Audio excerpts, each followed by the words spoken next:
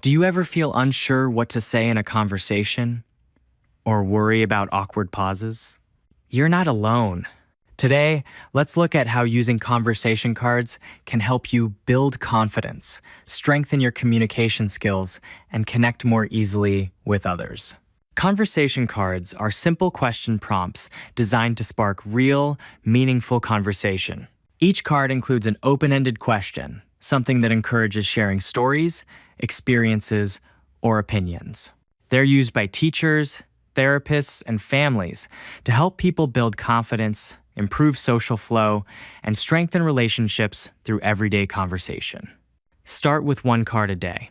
Read the question, think about your answer, and try using it in a real conversation. For example, if the card says, "What's your favorite way to relax?" Share your answer with someone close to you. You'll be surprised how a simple question can lead to a genuine, meaningful exchange. Next, practice listening actively. Listening is just as important as talking. When someone answers your question, focus on one detail you can respond to. If they mention a hobby, say something like, "That sounds interesting. How did you get into that?" This keeps the conversation natural and helps you show real interest. Finally, use the cards in groups. They're perfect for icebreakers, family time, classrooms, or therapy sessions.